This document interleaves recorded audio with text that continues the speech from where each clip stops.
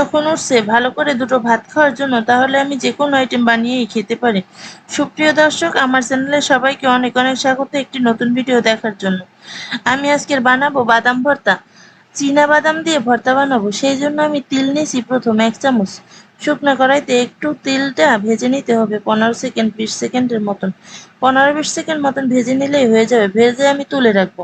এই তিলটা দিয়ে কি করব সেটা দেখতে হলে পুরো ভিডিওটা দেখতে হবে। তারপর আমি কয়েকটা বাদাম নিয়েছি, এই যে দেখেন, হাফ বাটির মতন বাদাম আমি ওই কড়াইতেই ভেজে নেব। এই সময় চুলার আঁচ মাঝারি রাখতে হবে।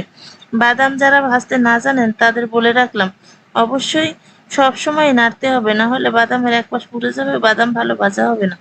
বাদাম কিন্তু খুব ভালো ভাজা হয় বালুর মধ্যে দিলে, কিন্তু আমার কাছে বালু ছিল না বলে আমি কড়াইতেই ভেজে নিচ্ছি।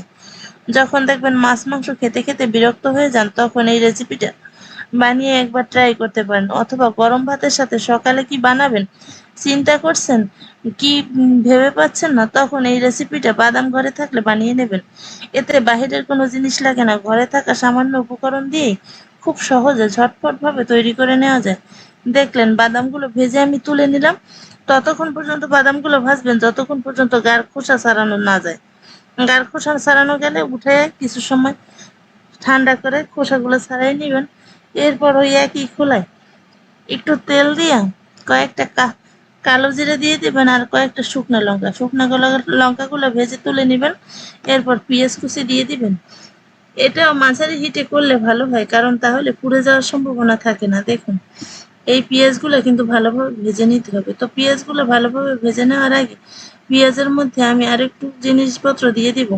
একটা কাঁচা লঙ্কা দিছি, ঝাল যে যেমন খান সে তেমন পরিমাণ দিবেন, আর সামান্য একটু লবণ দিছি। ব্যাস, সবকিছু ভালোভাবে মিশিয়ে মিশিয়ে নাড়াই নিব। যেহেতু পেঁয়াজগুলো দিয়েছি সেহেতু ওই যে কালো জিরাগুলো আছে না, ওগুলো পুড়ে যাওয়ার সম্ভাবনা থাকবে না। আবার ভাবতে পারেন কালো জিরা তো সেই কখন দিয়েছেন, ছোট ছোট কালো জিরা পুড়ে যেতে পারে, কিন্তু পুড়বে না।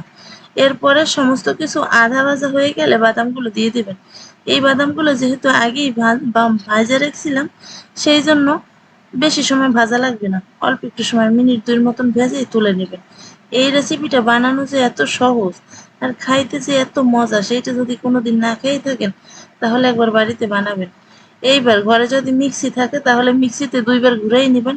আর যদি মিক্সি না থাকে, আমার মতন গরিব মানুষ থাকেন, তাহলে শিলনোড়ায় বাইটা নেবেন। শিলনোড়ায় খুব বেশি বার বাটা লাগবে না, মাত্র 2 বার বাটলেই এটা নরম হয়ে যায়, একদম মিহি হয়ে যায়। দেখেন, একবার বাটাই অনেকটা মিহি হয়ে গেছে। এবার 2 বার বাটা দিয়ে নিলাম। সব সব বাদামটুকু বেটে তুলে নিব। তারপরে এই বাদাম ভর্তা দিয়ে একতলা ভাত যে কখন শেষ হয়ে যাবে সেটা আপনি নিজেও টের পাবেন না। সকালে তো আলু ভর্তা খেতে খেতে বোর হয়ে যাচ্ছেন, একবার বাদাম ভর্তা বানিয়ে দেখুন না। এটা যেমন স্বাস্থ্যকর, বানাতেও সময় কম লাগে। দেখুন, সব বাদামগুলো আমি বেটে একেবারে মিহি করে নিয়েছি। এবার তুলে পরিবেশন করার পালা। জাস্ট এক থালা ভাত আমি কখন খেয়ে ফেলবো নিজেও জানবো না।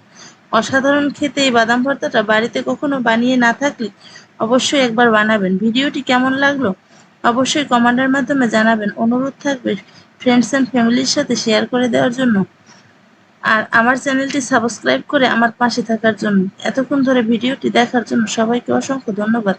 দেখুন, সেই তিলগুলো দিয়ে আমি কি করছি, জাস্ট গার্নিশ করছি, আর কিছুই না।